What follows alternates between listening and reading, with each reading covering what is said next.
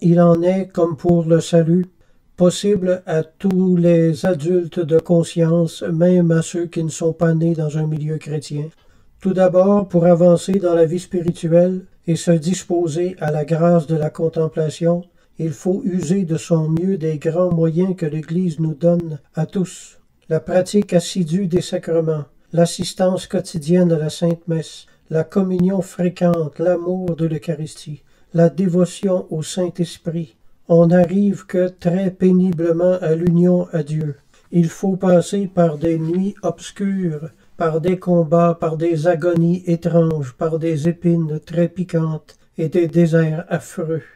En vérité, ce chemin virginal est un chemin de roses malgré les épines.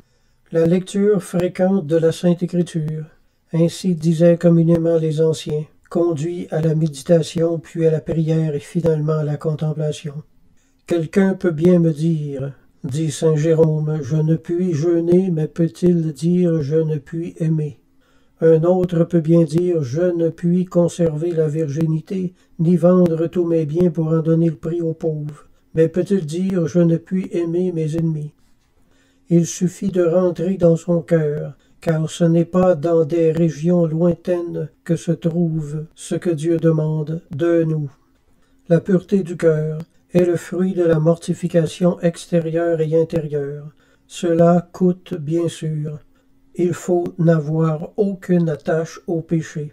Il faut aussi être prêt à passer par le feu des souffrances, car la pureté du cœur doit grandir avec la contemplation, par les épreuves purificatrices que Dieu ne manque pas d'envoyer à ceux qui désirent humblement et ardemment sa divine unité. Il est jaloux, dit l'Écriture. Il ôte les personnes et les choses auxquelles l'âme s'attacherait, et il la fait passer par un creuset pour la dépouiller de toutes ses scories.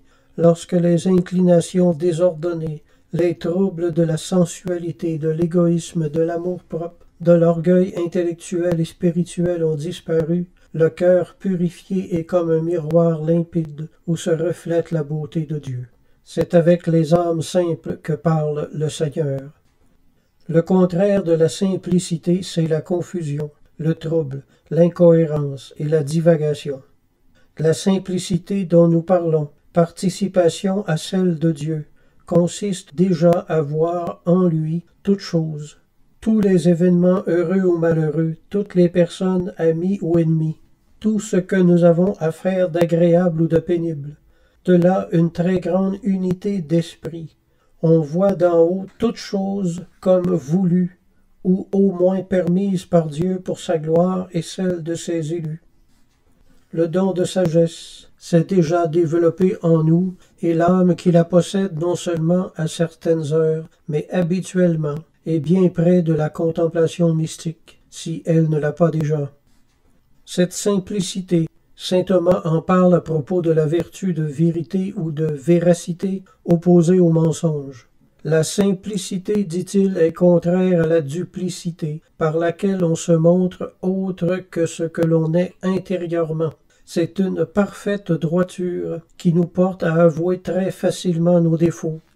À voir généralement dans nos rapports avec nos semblables la simplicité de la colombe et savoir la concilier avec la prudence du serpent. Et c'est une disposition très prochaine à la contemplation mystique. À la vue de la distance qui sépare l'infinie perfection de Dieu du néant de la créature, incapable par elle seule d'exister, d'agir, de se diriger comme il faut. Celui qui est heureux de reconnaître son néant et son abjection devant Dieu, celui qui aime d'être rien pour que Dieu soit tout, celui qui aime s'humilier devant ce qu'il y a de divin en toute autre âme, celui-là est disposé à la grâce de la contemplation. Je te rends grâce, ô Père, d'avoir caché ces choses aux prudents et aux sages et de les avoir révélées aux petits. Vous trouverez le repos de vos âmes. C'est surtout dans la contemplation aimante qu'on le trouve, ce repos de l'âme. Il les fait humbles pour les combler. Cette humilité dispose à la contemplation car elle chante déjà la gloire de Dieu. Pour recevoir la grâce de la contemplation, il faut généralement avoir fait un acte profond de vraie humilité. un acte qui a son retentissement sur toute la vie.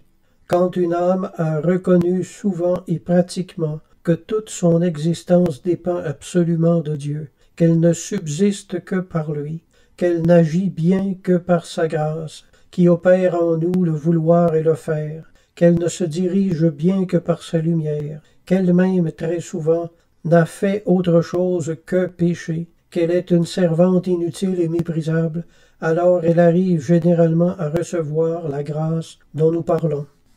L'agitation, ce qu'on appelle souvent aujourd'hui la vie intense, le stress, ce n'est pas la vie, c'est une fièvre, une maladie qui dispose à la mort de la vraie vie de l'esprit. Après s'être détourné de Dieu et de la vraie vie de l'esprit, en cherche l'équivalent dans l'ordre des choses matérielles en les multipliant le plus possible et en rendant toujours plus intense l'activité qui s'y dépense, souvent en pure perte. Aux yeux du vrai contemplatif, ces partisans de la vie intense doivent apparaître comme des cadavres ambulants, des morts qui semblent courir. Faut-il s'étonner du dépérissement de la foi, alors qu'on n'a plus le temps d'y penser? Le matériel a étouffé le spirituel. Mais un mauvais milieu provoque chez les bons une réaction salutaire. Nous devrions nous souvenir que ce n'est qu'un passage vers l'éternité, et alors nous ferions un usage modéré des choses temporelles, nous nous contenterions du nécessaire de la vie. Que dis-je, il vaudrait mieux mourir de faim au milieu de la route que de se laisser encombrer et crucifier par tant d'innombrables occupations.